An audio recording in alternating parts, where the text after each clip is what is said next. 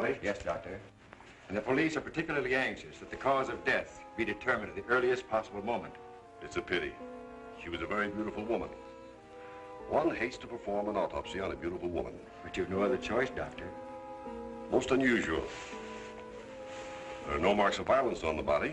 What do they suspect? Poison? Have they any idea? My understanding is, Doctor, that the authorities are entirely at sea as to how she was killed. They know why, but, and they also have the fellow who killed her. But... Yes, that doesn't matter. That's none of our business. Our business is to find out what killed her. And yet, one often wonders, what could have caused the last thought that was cut off by death? If it was spoken now, what would it be? Yes, you're here. You found me at last. But you know what you killed me. I warn you. Don't come and outstep. No, don't, please. Don't. No, I told you I didn't want the bandage. Why, Laura? Why are you so opposed to the bandage? Does it remind you of something, perhaps? What do you mean? Oh, nothing, Laura, nothing. Now, won't you lie down again and let me complete the examination? You're a sick girl, you know, in a highly nervous condition. I want to know what you meant by saying the bandage reminded me of something. If you don't know, how should I? You don't fool me for a minute, Doctor. I know how you feel about me. Do you, Laura? Then I wish you'd tell me, for I don't know. I don't know how I feel about you at all. You're clever, Doctor. But I'm wise to you and that fool of a son of yours. How long have you been married to Ward now? Too long. And why don't you give him his divorce? He's asked you often enough. I'll give him a divorce when I'm good and ready. I see. I'm not afraid of anything he can do, or you, or anyone else. What's that? Your heart's beating like a trip hammer. I must warn you that this high state of nervous tension... What's that noise?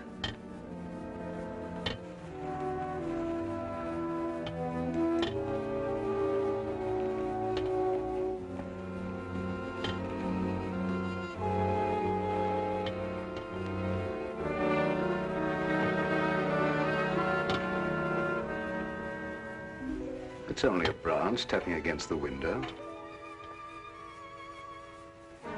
Now, my dear Laura, if you want me to help you, you must tell me what it is you fear.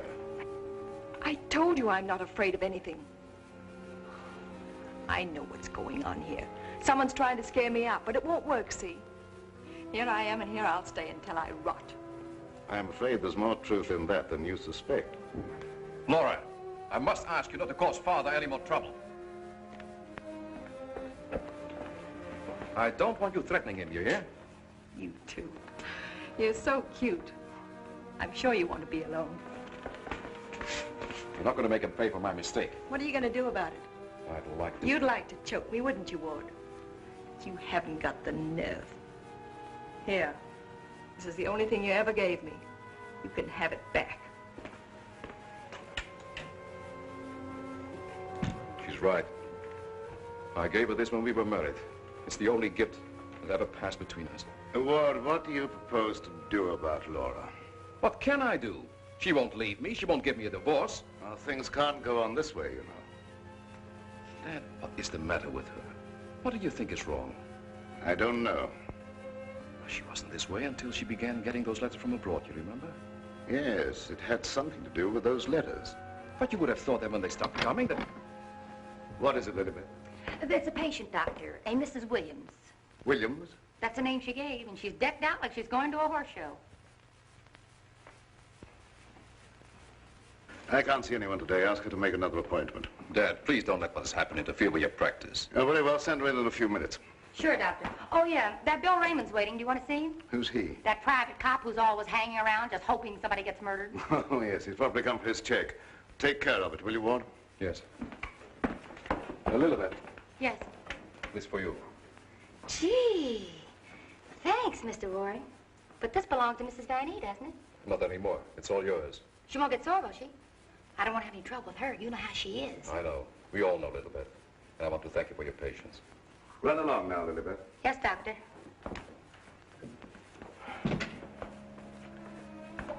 You made a fatal mistake, my boy, in marrying Laura. Yes, I know. But you don't suppose I'm going to stand for it forever, do you? No, I don't. And I don't think it will be necessary. Do you have a plan? I think it'll be better if you leave everything to me. From the day a mysterious caller came to see Dr. Van E.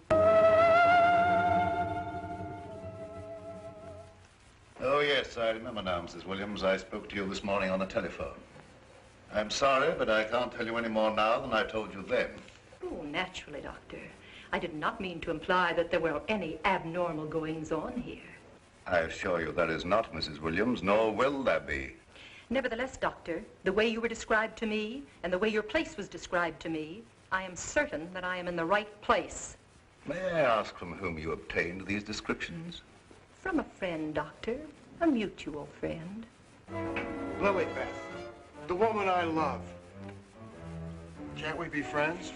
Stop tracking your big flat feet after me wherever I go. I've got things to do. Oh, gee, it's wonderful just to see you around, busying yourself, the little housewife. I never knew the cop who didn't love to stand around and watch other people work. Mrs. Williams, it's obvious from your conversation that you've come into possession of certain facts concerning my past. I know of only one person who could have given you that information, and it was my belief, yes, even my hope, that person was dead. But let me say that even if that person were alive, I should not submit to blackmail from you or from anyone else. You show great courage, Doctor, for one in your unusual position. There has been no question of blackmail. I came here seeking your cooperation, which you have refused to give. So, let us call the matter closed. Thank you. Au revoir, Doctor.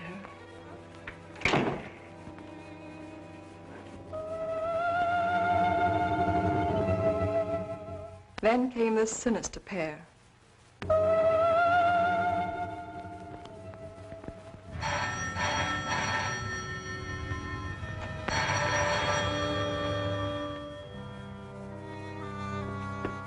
My little guardian of the doorbell. If you had waited another second, Inigo and I should have kicked the door in. Yes, sir. Sir, there is an air of inquiry about you that immediately offends my deepest nature.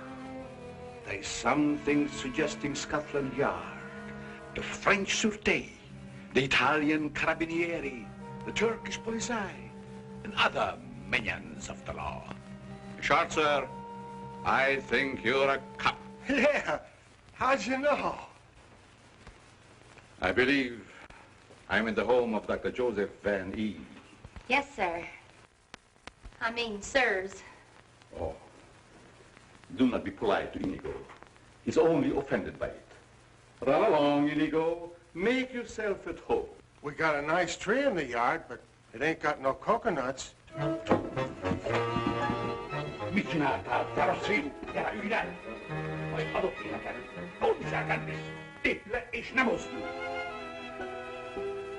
My little friend Inigo is deaf and dumb. He cannot hear and he cannot speak. But he reads the lips, and I would advise you to say nothing to annoy him.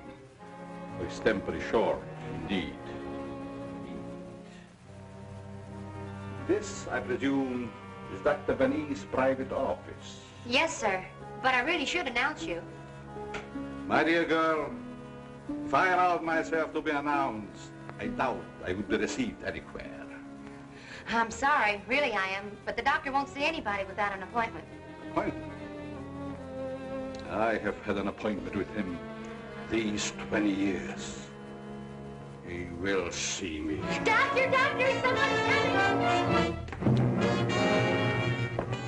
My dear doctor, truthfully can it be said that your house is your castle, protected by your countless slaves? So it is you, Leonard. I was warned you might appear like one of your own illusions out of nowhere. My dear Joseph, you have not changed a bit. Have you met my friend, Mr. Raymond? Raymond? Oh, Raymond. No doubt a relative of the great magician of the same name. Mr. Raymond is our private patrol officer. He keeps an eye on the premises for us. And other comings and goings. A very good idea, my dear Joseph, to have a private bodyguard at your beck and call. Well, you fellas are old friends, I can see that. Oh, yes. Old friends.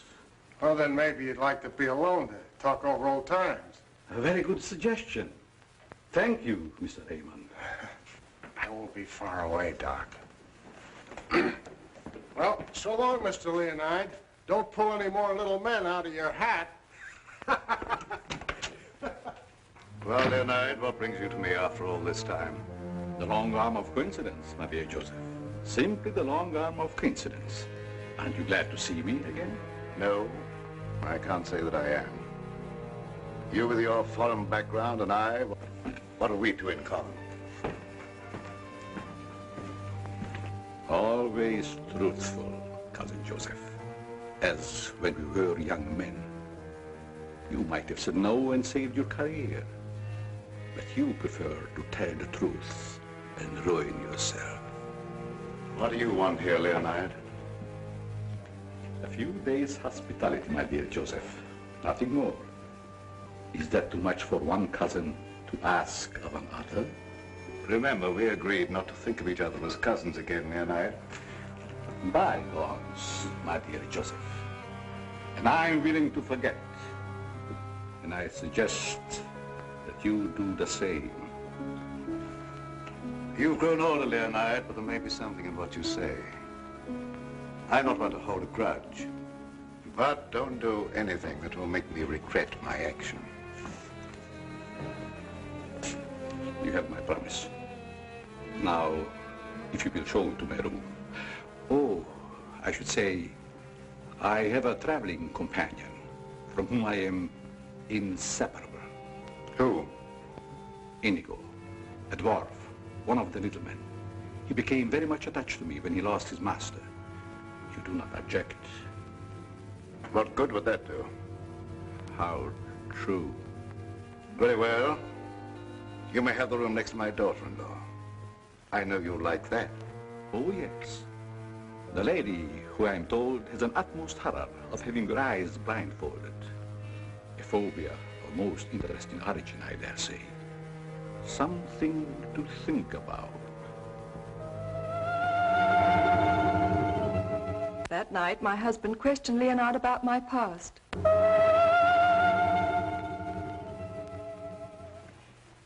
Cousin Leo. Oh, my dear Ward. How flattering that you remember me. Well, how could I ever forget you? What are you doing here? A chance visitor, my boy.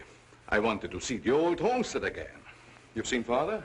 Yes, and he received me with open arms, in a manner of speaking. I don't mind telling you, you came at a very bad time. We're having some trouble. My boy, trouble and I are like this. I presume you refer to the charming lady in the room next to mine, your wife, I believe.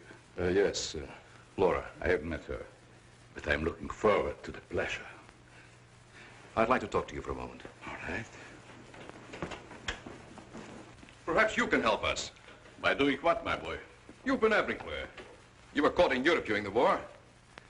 I'd like to show you something. You may be just the person I'm looking for. If I can be of any service. Did you ever hear of a dance team called Renee and Lorette? I don't think so, my boy. And then again... There must have been such a team. Look. Renee and Lorette. The dance of the green mask in the green room in Paris. Green room. Yes? Oh, the face of the man does seem slightly familiar. May I ask, where you got this photograph? The maid, Lilibet, found it in Laura's room and turned it over to me. Oh, well, my boy, I'm afraid I can't help you. I played the green room on several occasions, but never with these people. In fact, I don't seem to remember them at all. And I appeared in many clubs during the occupation. I'm sure the girl behind the green mask in this picture is Laura. How can you be sure? Who can ever be sure what's behind the mask? If the people in this photograph could suddenly come to life. I'd like to know who the man is. It can be anyone, my friend. Anyone. In this makeup, it might be even I. I wish you wouldn't joke about it. This is very serious. Of course. But let us say you found out who the man in the photograph is. What then? I have an idea that if the man in this picture were to show up, I'd find out I wasn't married to Laura at all. Think over what I've asked you. It'll be to your advantage. Certainly, my boy. I will give it every consideration. And perhaps something will occur. Who knows? Don't you want to leave the photograph with me for my further study? It might be the very incentive that my memory needs. No, thanks. I'll keep it. As you wish.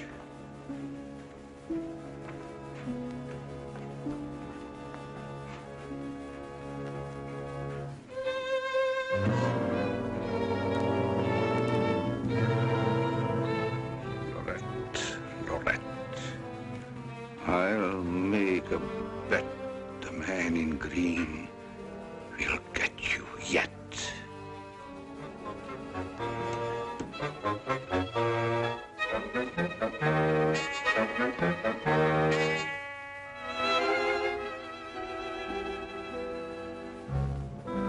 Here you go.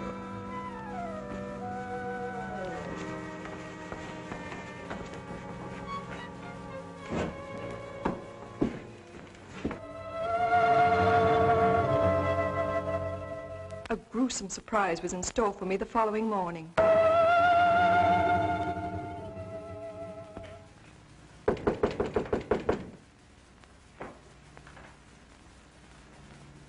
Who is it? It's me, ma'am. What do you want? The afternoon mail. You wanted to know when it arrived. Was there anything for me? Yes, ma'am. Put it under the door. I can't. It's a package.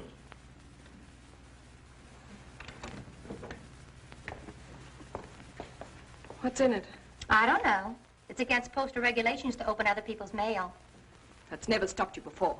I'd like to know what you mean by that remark, ma'am. Oh, shut up and get out. Don't you want me to help you open it? No, I don't. Get out. It's addressed to you in green ink with a warning. Look out for the man with the green mask.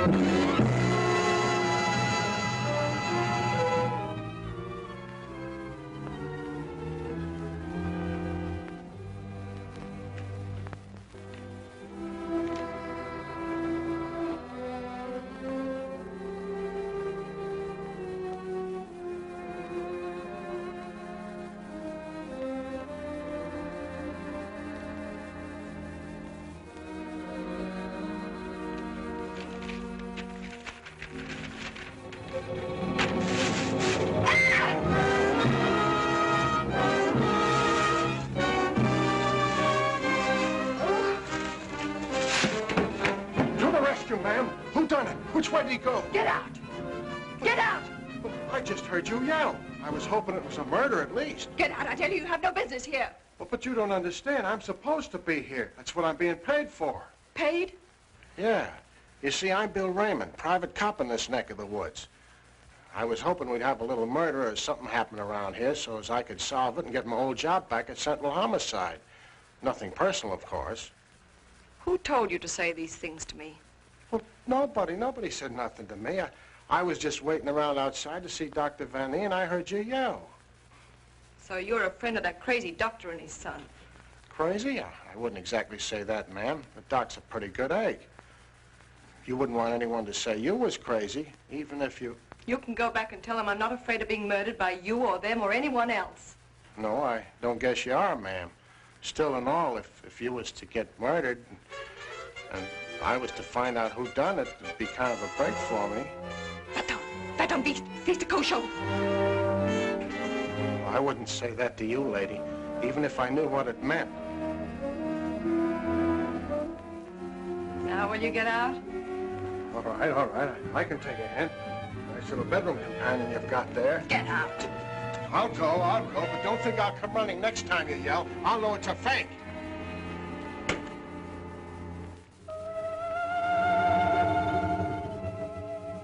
I became afraid and my mind started to crack.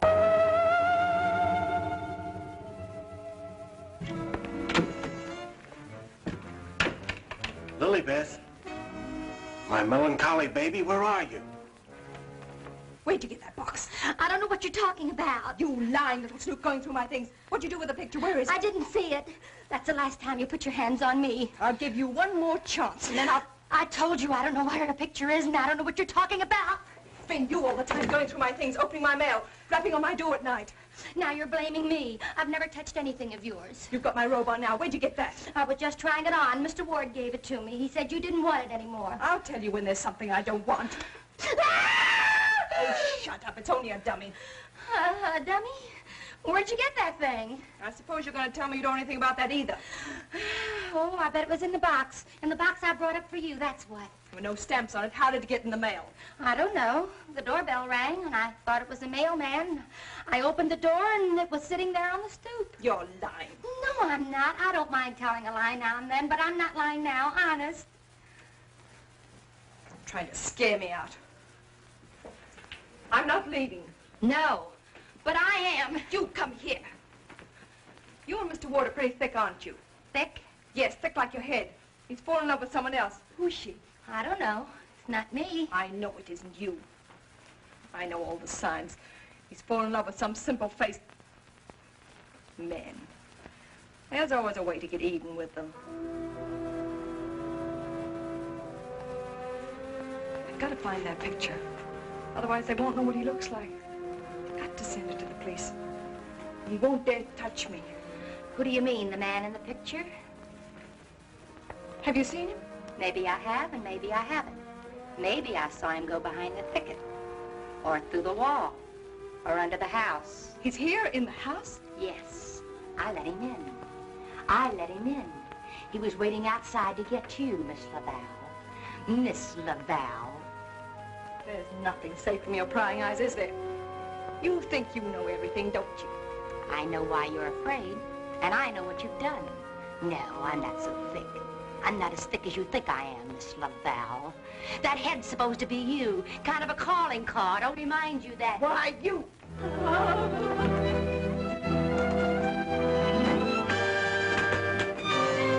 Excuse me, lady.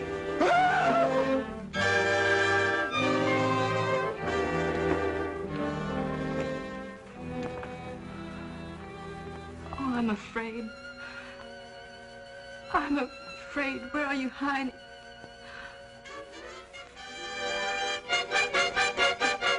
Dr. Fanny!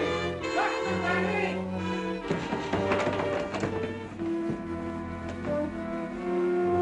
Dr. Fanny! Dr. Fanny! Doc. Fun is fun. But after all, there ain't nothing in my contract that says I gotta... Well, now I ask, is that anything to be playing football with? Where did you get that, Raymond? Miss Fanny chucked it at me like I was a pass receiver for a football team. And I'm all out of practice. Let me see it. This comes from a group of anatomical specimens that was locked in a room in the cellar. How did you happen to get it? That's what I'm trying to tell you. There I was, outside her door, strictly minding my own business, understand? Listening at the keyhole. I don't think that belongs in the realm of your duties, Raymond. But, Doc, there were screams inside. You gotta admit it's within the longitude of my profession to make with an investigatory reaction thereto. What am I saying? I don't understand how this head got from its locked room in the cellar. Well, the way I heard it, it was sent to Mrs. Vanny. That was rather a gruesome practical joke. Why, your anatomical locker hasn't been opened for ages. I think you once told me you'd lost the only key to it. I know. There is no key to my knowledge. Why, that thing didn't walk out of the room by itself. Hardly. Doc, I'm worried. What about, Raymond? Well, now, take this head business. The whole thing don't seem hardly serious to me. I think that if it's all the same to you, I better be checking along to other duties. You're not afraid, are you, Raymond? Who, me? Scared? It's just that I don't think that there's going to be any murder here done after all. That's too bad. Well, it's not your fault, I guess. It's just not my lucky day, that's all. Thank you, Lilybeth. Oh, Miss Lilybeth, have you a little more coffee in the kitchen? What happened to the 3 gallons I already gave you today? Lilybeth, what you need is a good, strong, steady man Who is always hanging around, tracking up my floors and things. What's that on your shoe? Looks like cobwebs from out of the cellar. What were you doing in the basement? It could have been the attic. Bill Raymond, you're holding out on me. What are you up to? Up to? Yes. Who asked you to go poking around in the cellar? It was in performance of my duty. What duty? What did you find? Absolutely nothing. That's what makes me so disgusted. Too bad about you. You know, Lilybeth, I think somebody around here is just kidding. They don't mean business at all. Why don't you just wait around and see? Say, if you got any inside dope, I wish you'd tip me off. If I'm ever going to get back to Central and prove I'm a good detective, I got to have some clues.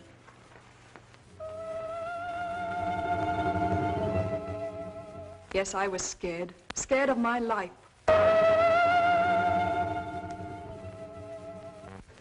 I expected big things of that ghoulish-looking guy, but he ain't delivered neither. I should say, in a way, you were entitled to expect big things from him. Leo was once confined in this house when it was an institution for the insane. Nerves, you know. Do tell. Well, then, he must know his way around the place, huh? I understand while he was here, he engineered an immense number of secret passages through which the guards could keep an eye on the inmates at night. Finally, he took one of these passages into the outside world, and we heard later he'd been seen in Europe. Ah, Europe. That's where history's being made today. Gee, I'd love to travel and... Well, perhaps you'll have an opportunity someday. Not if something don't happen around here pretty soon to make me famous. That Lilybeth. I've been trying to get a cup of coffee off of her all day. She don't care what happens to my metabolism. Metabolism. That's a good word. I wonder what it means.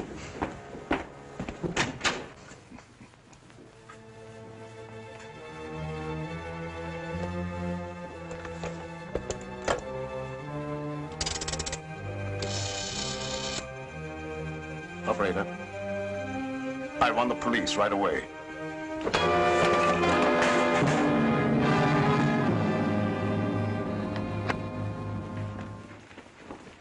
Stop crowding me.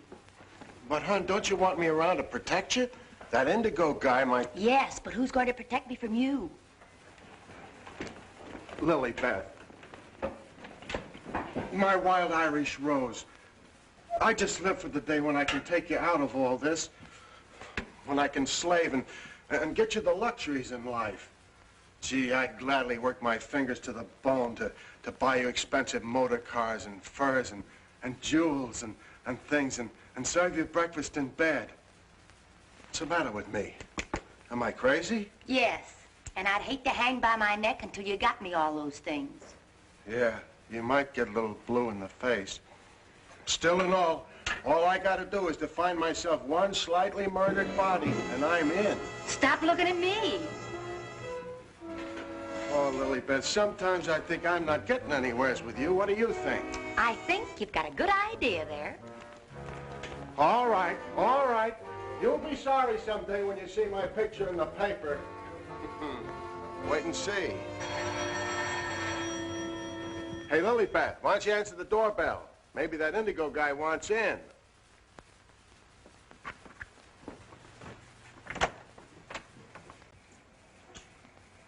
The doctor ain't home. You'll have to call some other time. Don't be silly. Don't say I didn't tell you. Close the door on your way out. Hey, wait a minute. Well, if it isn't Bull Raymond. Shh, Terry. You trying to ruin me? Ruin him. Come here, Bull. Meet Miss Cornell. How do you do, I'm sure. Likewise. How do you happen to be out with him? Cute, darling, don't you think? Flat at both ends, head and feet. You've heard me speak of him. Bull Raymond. Bill Raymond, if you please. Mr. Terry Lee, you so-called reporter. How do you happen to be out with a dish like this? Jane Cornell. Good for dull days in a man's life. Mr. Raymond. Oh, yeah, I remember. Terry told me about the time you shot up the dressmaker's dummy. Huh? Yeah, he said you closed in on what you thought was the murderer, but it turned out to be the dressmaker's dummy, and you shot it full of holes while the real murderer got away. My pal. So this is where you've been hiding after they kicked you out for that fiasco, huh? Bull Bill, I mean? What are you doing here? Can't a man rehabilitate himself in peace? Here I come, looking for an honest crime around here so I can solve it and get myself back to Central. And you come along and... Where's the body, Bull? Bill? There ain't no body. That's the trouble. No, let's keep it friendly. Friendly? What do you mean? Let's have it. Who killed who and why? Are you kidding? Did somebody get knocked off around here? Look, I don't like to be kidded either.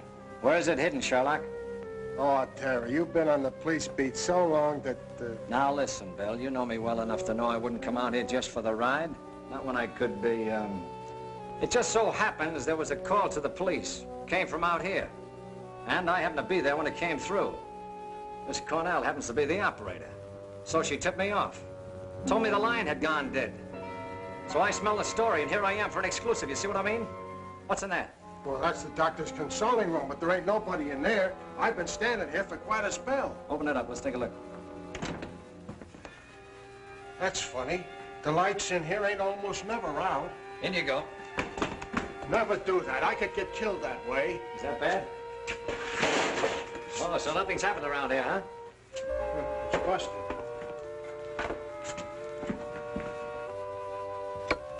There, see? Like I said, there ain't nobody here.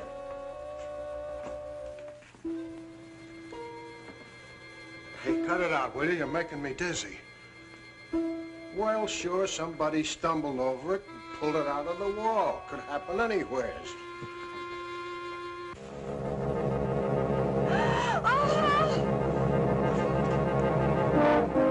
Wants to shake hands with you, Bill. Step right up. Not me. You seen it first.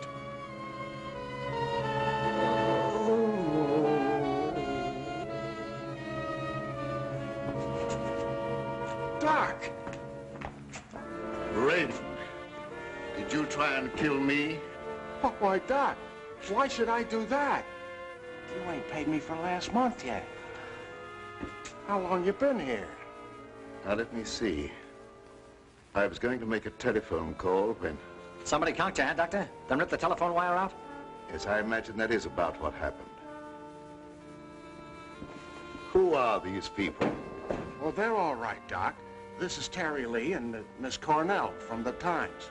We don't want any reporters here. Nothing's happened. Look, Doctor, nobody ever wants reporters, but then something happens and there they are. But nothing has happened. I fell and hurt my head. Oh, I see. Then you got up again, put yourself on the table, and got all nice and pretty in that shroud there. You won't get any story here. And now, if you'll excuse me, I have some work to do. Doctor, do you mind if we stick around for a while, seeing that nothing's happened? Well, why not? Very well, you may stay for a while, but I warn you, if you make yourselves objectionable in any way, I'll have Raymond throw you out. Well, come on. You heard what the doctor said. He's busy. Get out of the office.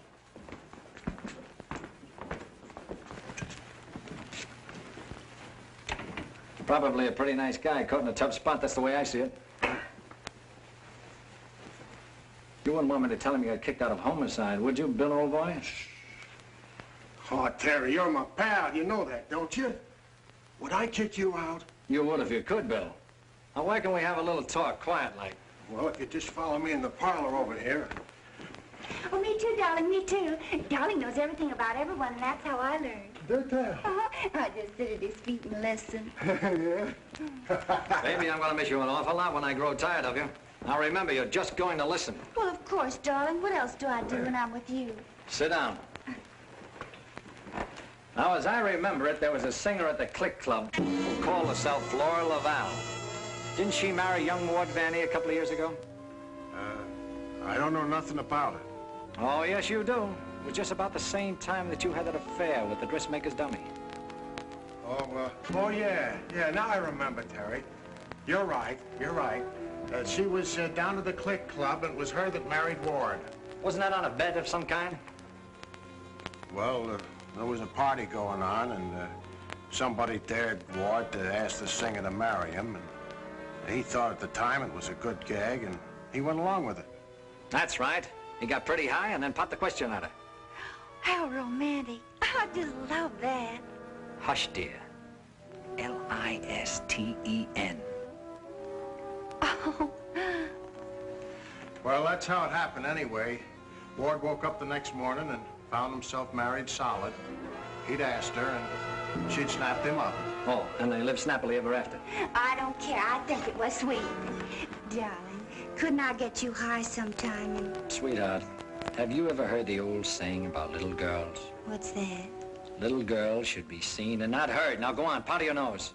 All right. I think I'll be shoving along, too. Now, wait a minute. We're just getting started. We were talking about a singer who called herself Laura Laval. Pushed away into this house for good reasons of her own.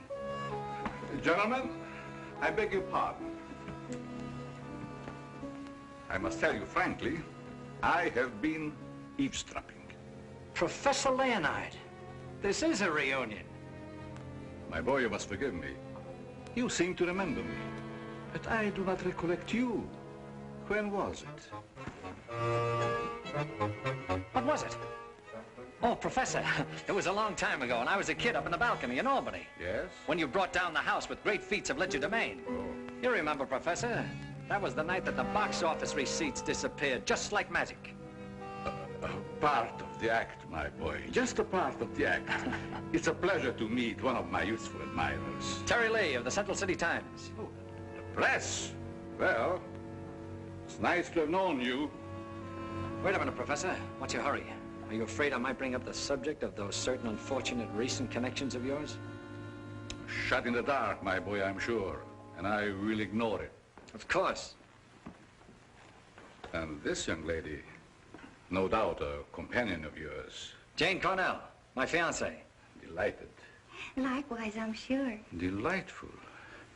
And I would suggest to take very good care of her. Mr. Lee. Oh, I haven't had a chance to talk to him yet, Mrs. Van Eve. Never mind, I'll tell him myself. Darling, I met her upstairs and I told her all about you and that you know everything about everyone. Thank you very much, dear. Welcome to your living room, Mrs. Van Eve. Thank you, but it isn't my living room. I understand you're not unaware of my position in this house. Well, maybe you can tell us about it. I'm being kept a prisoner here against my will. I'm alone and friendless. I'm sorry. Why haven't you called the police? They've done nothing but to call for the police. They have kept me penniless so that I can't leave. I understand. They're trying to destroy my mind, Mr. Lee. By innuendo and indirection, they're trying to make me believe I've done something dreadful in the past. That I'm to be the victim of some horrible vengeance. You know best about that. I'm innocent, Mr. Lee. I've done nothing. Now, this doctor's brought some stranger here with these tricks and illusions to further make me believe... You mean the professor and his little, Yes. You must help me, Mr. Lee. Laura, it's so good to see you downstairs again after all these days being locked in your room. You know perfectly well why I've remained locked in my room. Ward, this is Mr. Lee of the Times, the gentleman I told you about upstairs. Oh, yes. Look here, Mr. Lee. We don't want any more of that front-page splash stuff, such as I got when I married Laura. Your wife's been telling us that she's being kept here under constant threat. She is out of her mind. See what I mean, Mr. Lee? They don't overlook a single chance to put it in my head that I'm crazy. Perhaps I can explain, Mr. Lee. We don't believe there's anything wrong with Laura now. But we are sure something will happen to her mind if she continues to live under this strain. It's just as I told you. They're behind it. Can't I make that clear to you? They spend all their time trying to terrify me. They write me letters in green ink. They send me dummy heads wrapped in green paper. Anything to frighten me so I can't sleep. I can't think. The only thought in my head is that I'm going to be killed. These are very serious charges, gentlemen. And I might say it'd make a perfect front-page splash. Lee, if you dare print a word about those ravings of my wife... Don't do anything to make me think they aren't ravings, Mr. Van Eve.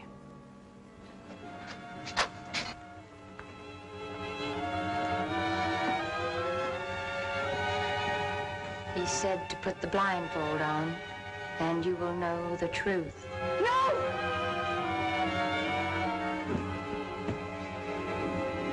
What's wrong with her, Doc? Quiet, Raymond. You don't mean that she's... Dead, Raymond.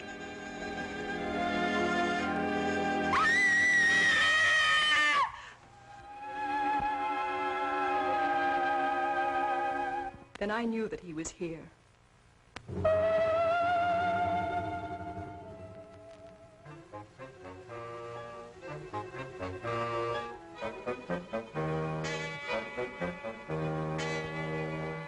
She's coming out of it, but she's in an advanced state of shock. May be necessary to administer a sedative. That's intended to shut her up. I'd like to hear her do some more talking, Doctor. If her mind is allowed to dwell upon what's happened, that may be the breaking point. Well, you've got all the answers. Look here, Lee, I don't like your tone. If you have any insinuations to make them to me. Okay, I will. Suppose you and I talk this over downstairs. I don't recognize your right to question me. However, if it'll make you leave Father alone...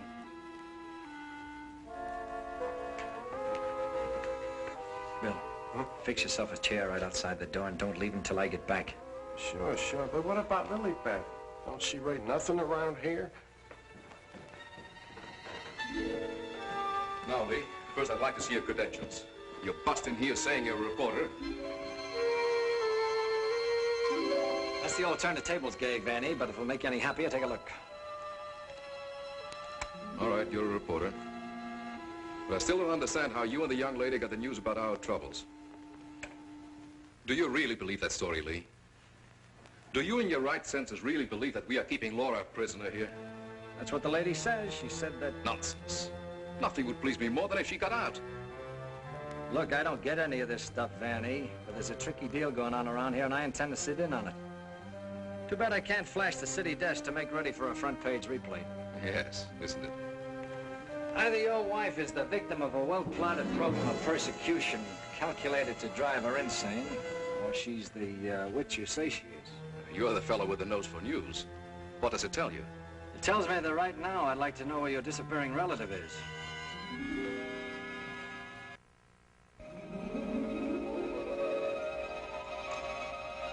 Get back, you fool.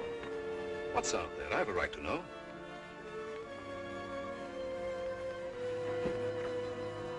Don't see anything. What was it? It isn't possible. It isn't possible, of course. What do you see out there, Lee? I've had enough of this. Come on. Are you nervous, Miss Cornell? Oh, no.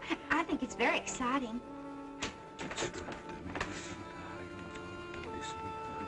Well, Professor, I thought I just saw you outside, baying at the moon. You disturb her sleep. Poor child. Where have you been? How about you start acting normally for a change? You're bringing suspicion upon all of us. I, my boy? What have I done? Suppose you tell us. Has no one arranged to silence you yet, Mr. Lee? What a pity. I don't silence very easy, Professor, and it'd take a lot more than what you've done to her. Do you suggest that I had a hand in that poor girl's unfortunate demise? Why don't you behave yourself, Professor? Mr. Van E here has the right idea. You're just gumming up the works. I did my humble best. Who are you working for? What do you expect to get out of it? I'm discharging a debt, Mr. Lee. A debt contracted many years ago. Now, are you any wiser than you were a moment ago? No, but I'm beginning to get a general idea. By the way, how's that little girl of yours? I hope fervently that nothing happened to her. She would look so beautiful lying here. Look, Professor, I may not have been very smart in bringing Miss Cornell here, but if I thought you had any plan to do that... Why do you persist in making me the villain, Mr. Lee?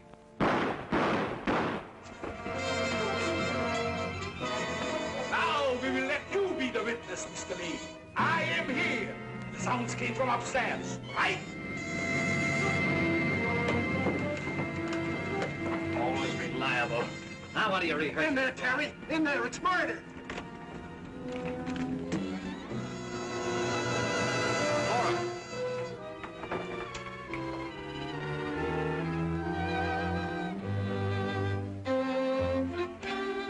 Jenny, wake up! Wake up! Oh, Terry. Tell me, what happened? Oh, Terry, darling. Let me think. Everything went black and... Yes? Then it started to What started to talk? I don't know. That thing. Now, look, let's get back to the beginning. I left you here with Dr. Van E. Yeah, and then he gave Mrs. Van E a shot with a long needle. Never mind that. All right. Then he said, would I sit with Mrs. Van E? Okay, okay. Where is she now? Who? Mrs. Van E. Where did she go? That's just what I asked you, Janie. Well, she was right here. Then Dr. Van E went out. Then what happened?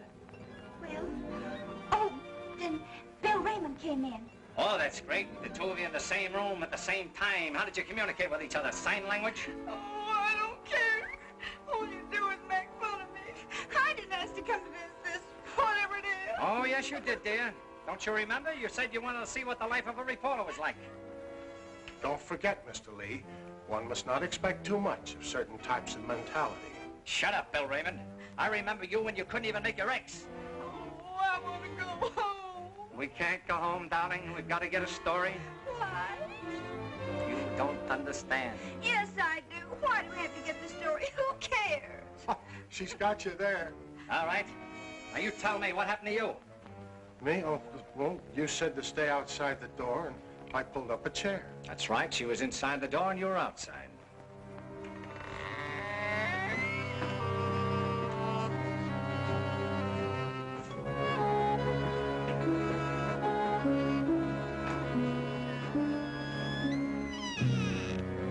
Then come that odor of heavenly perfume. That was an lily pad. It was sweet and penetrating, like an ancient drug. And I felt kind of sleepy-like. Oh, so sleepy.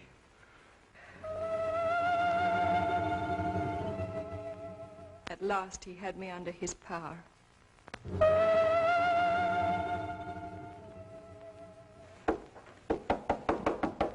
There must be a button or a gadget of some kind around here. 2 o'clock, almost deadline for the 9 o'clock final. Oh, Terry, what makes you think there's anything behind them walls? I've got a sneaking suspicion that the professor uses them for a disappearing act. I wish Lilybeth was here. Make me a cup of coffee. Well, she's right over in the doctor's office. Why don't you ask her? Poor Lilybeth. I kind of hinted that all I needed was a murdered body, but I didn't think she'd take it personal. Will you stay with those walls? I've been around them 3 times, Terry. Thing I can't understand, if the professor was down here when the trouble was going on upstairs, he just had to be 2 different guys in order to have a hand in it. Oh, Terry, let's figure it out in the morning, huh? What's that?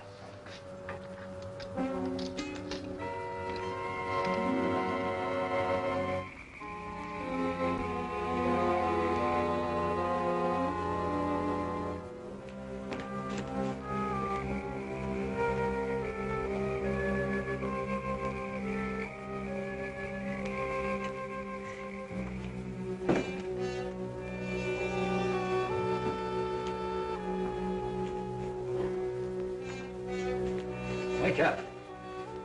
Either something or somebody opened the front door. Oh, that's the shortest night's sleep I've had in a long time. All right. Now that you're good and rested, let's see if we can understand what happened upstairs. Well, do you think it had something to do with that picture, maybe, that Lilybeth found in Mrs. Van E's room? What picture? Oh, the one with the couple with the 2 masks, you know, like we found, like that mask. Who has the picture now? Well, young Van E, I guess. That's the point. Where has Mr. Van E been since his wife's disappearance? Well, him and his old man are sleeping. I guess they got some sense. Oh, no. I've already checked that, and they haven't slept in their beds tonight. Wake up! I refuse to answer on the grounds that might tend to incriminate or degrade me. My unconscious mind. Now, look, Bill, please stay awake for a while. Now, look, tell me, what happened when you smelled that sweet odor in the hall upstairs? No, it smelled lovely. Lovely, that's all I can remember. And Dr. Van E had already left Laura's room, is that right? Yeah, he'd gone out, and he said goodnight, and he had given her some sedative or something that he said would take care of her till morning, and then he went down the hall to his own room. And then you fell asleep? Yeah, no, I just kind of dozed off a little. Like this. Here's your coffee, sir. Terry. That's a dirty trick. Stay on the other side of that window. What for? Take a look. I'm looking. What do you see?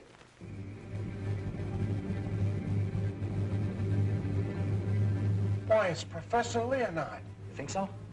Come on, get outside. Who, me? Yes, you. I can't go out there with Jane in here. Well, why can't I stay inside and watch and you go outside? Oh, that's great. You watch the way you did upstairs. Now, do you want that guy to get away? Yes. Standing there shaking in your boots. Aren't you ashamed of yourself? No. Well, you should be. Go on, Bill. This is your one chance to rehabilitate yourself. Wished I'd never even heard of the word.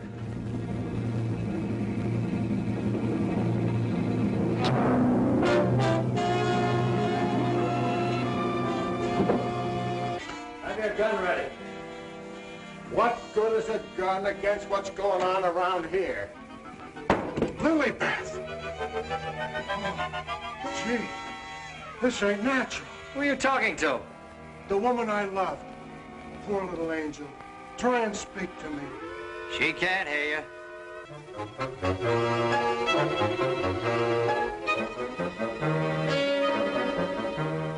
What was you doing outside? You're supposed to be dead. Now you stay right here, honey. I gotta catch that guy in the shrubbery. Oh, gee. What are you doing to me, Lilybeth? I got work to do.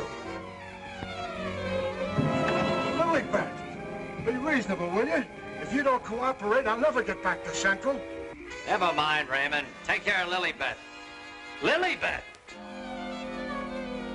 Yeah, that's who it was. I opened the door and she fell right in my arms, like she had something special to tell me. You notice that fragrance about her? And to think this wilted flower was once even as you and I. Take her back into Dr. Van E's office. What's she doing wandering around? She's supposed to be a corpse. What happened to that guy outside? Never mind. You found her. I never knew she was lost. I missed her. I missed her from my office. Will you please take her back? What are you going to do? Yes, Doctor, and what have you been doing? We've turned this house upside down trying to find you. Hardly that, young man. If you'd done that, you would have found me. Now, Raymond, we can't allow this girl to remain in this condition any longer. But what can you do? She looks like a perfect stiff to me. Bring him into my office. Oh, Doctor, this may not be any news to you, but your daughter-in-law has disappeared. Oh, how dreadful. But let us say somewhat overdue, eh, Mr. Lee? You don't seem very surprised to hear about it. Young man, when you've been devoutly praying for something to happen, you accept your good fortune without question.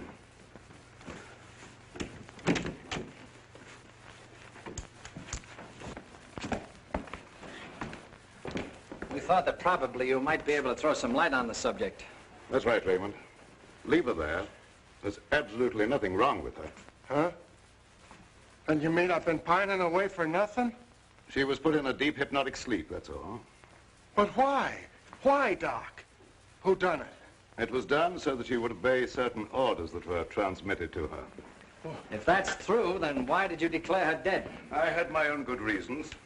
Would you give me one reason why you like to go around getting hit on the head? That must become a little monotonous. Mr. Lee, are you sure that you saw what you thought you saw? I'm not blind. I might be getting a little dizzy in this madhouse.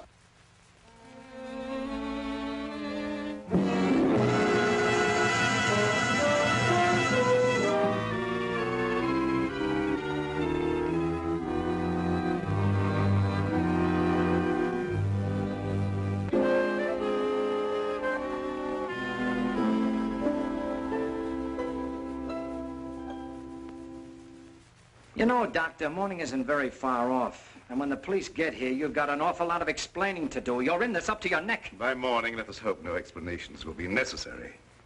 Everything will have explained itself. Poor little sleeping beauty.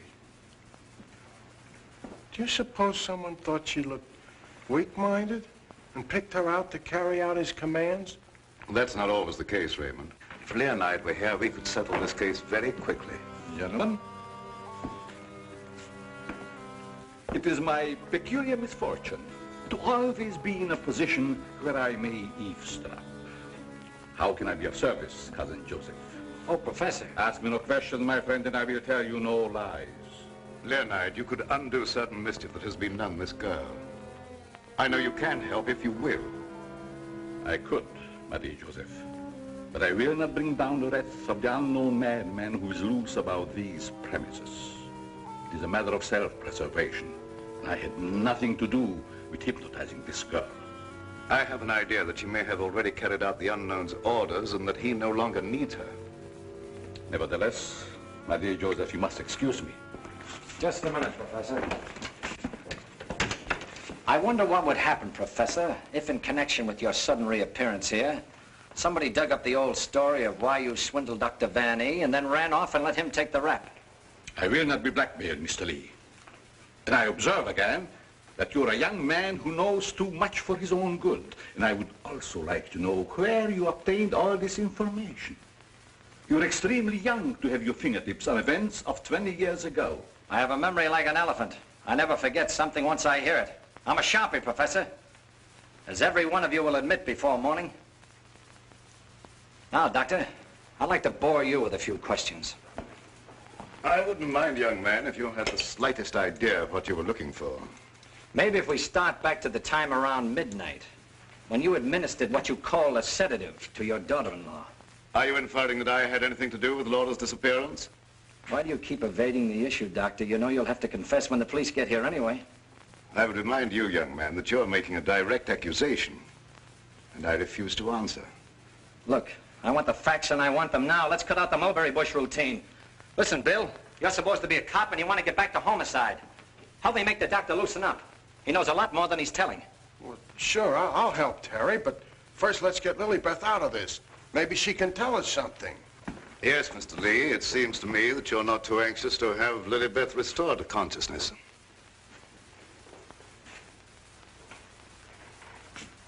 What do you hear, Doc? Her heart's in a very depressed condition. Someone's been giving her orders by mental telepathy. Hey, could I learn to do that? Supposing Lilybeth was in the kitchen, could I telegraph her a wish for a cup of coffee, huh? Perhaps, Raymond, someday when we have a little time, I'll indicate the principles of hypnosis to her. Thanks. My dear Joseph, the principle of hypnosis isn't as simple as you would make them believe.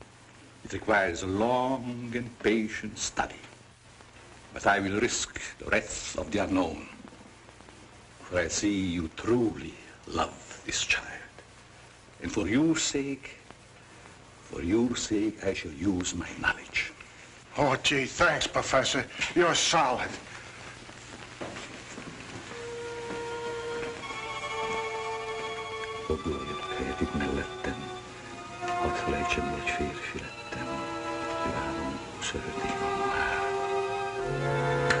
Wake up. Wake up. Lilybeth, darling. Keep your big hands to yourself. What are you slapping me for? Professor, put her back to sleep. It's better that way. What have you been doing to me? Me? What have I been doing? Yes, what have you been doing? You gotta learn me that hypnotism trick. It's my only chance. Tell me, Lilybeth, what happened? Well, I can't seem to remember it. It all seems like a dream. Did you see anyone? No. But I do remember a perfume, a sweet odor. Yes, go on. Terry, darling. Oh, Terry, darling. Yes, Jane. What is it? Is it Halloween? No, it isn't. Then why was that green face bobbing up at the window? What? Yeah, a green face just like the one I saw in Miss Van E.'s room. You saw a green face in Mrs. Van E.'s room? Well, yes, darling, that's what she was shooting at. I mentioned it to you, but you're so scatterbrained. Yes, dear, I'm scatterbrained. Does your mind feel rested now and everything after your nap? Mm-hmm. That's a good girl. Now, come on, tell me, what happened? Oh, don't yell at me. I can tell you just how it happened. We were alone in the room, and Laura was going to sleep. And then she said, oh, take away the bandage. And I said, what bandage? And then she said, oh, don't shoot me. I didn't mean to do it. And then, oh, the room got awfully black. I think somebody must have turned off the lights. Just like that. Go ahead, you're doing fine. Well... Yeah, the lights had already gone out. Uh-huh. And the room got awfully dark. You've already said that. Think hard now. You saw a green mask. It came out of the wardrobe. Like a moth? Yes, darling, just like a moth. Oh, how clever of you. It was just like a great big moth, and it flew around and Please around, don't around. make yourself any dizzier than you are. Now tell me the rest of it. Well, I just don't see how you could remember that it was like a great big moth. And did you see it? Were you there hiding in the wardrobe, maybe? No, I wasn't in the wardrobe. Now look, Jane, please, be yourself. No, I mean, don't be yourself. Just relax. Relax. Mr. Lee, just a moment. Where were you? Were you upstairs? No, I was down here talking with your son. And by the way, where is he? Here I am, Mr. Lee. What can I do for you? Will you stop it? Yes, I was listening outside the door. You haven't answered my father's question yet. Oh, come on, take it easy, take it easy. Maybe you can tell us where you've been, Mr. Vanny. Of course you don't know anything about your wife's whereabouts. Oh, go on, tell him where she is. I want to go home. I'm hungry. Quiet, everybody, quiet! Laura! Don't. No, don't. Don't.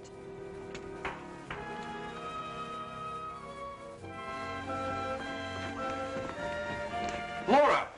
She's under a hypnotic spell. Ladies and gentlemen, it has been an exciting night, and you all are deserving of some explanation and relaxation for the strange goings-on. The guy who's doing the talking is behind the wall somewheres. Now you're getting smart, Sherlock. We introduce at this time the team of Lorette and Renee as they appeared at the height of their success in the green room of the Paris Creole. Sure, the mask, the picture. Mademoiselle Lorette. Now I know who he is. Mademoiselle Lorette will now put a bandage over her eyes, the better to see the inner truth. Very good, Renee. Very good. Just like the old time. Would any member of the audience like to ask Mademoiselle a question? Come, Mr. Lee. You have been so full of questions up to now. I'm thinking, brother. We cannot keep Mademoiselle too long in this delicate mental balance. She has been under a great strain lately. Then I will ask the questions myself. Yes, Rennie, I'm at your command. Are you afraid now? No, I'm quite safe. Will you tell the truth? Yes. They came to me and said your partner, he of the magic feats and rare impersonations, is a spy. But we can't prove it. We will give you 1,000,000 francs if you, Lorette, bring us that proof. Now we shall know. You gave them the proof they wanted? Yes. They took him away to be killed? Yes. What was he to you, this man you betrayed? This man you sold to the enemy for money? He was my husband. When they told you he was to be executed, you sent this man a gift for his last moment before the firing squad. What was it? It was a green scarf for his eyes. Like the one you're wearing now? Yes. Why did you send it? It was my scarf. I wanted him to know I had betrayed him because I hated him. He was good and kind, but I hated him for the power he had over me. I see. That is your only defense. You hated. You thought they shot him. You escaped to America. You thought you were safe. Then you found out he was alive and wanted revenge. Thank you, Mademoiselle Lorette. You may remove the bandage now. What do you see on the cloth, Mademoiselle? There's a hole in it. Yes. What else, Lorette? What else? There's blood on it. There's blood. I have come back. I am here, and I will have my revenge. No! No, don't touch me! Ah! Outside, under the window, you know where.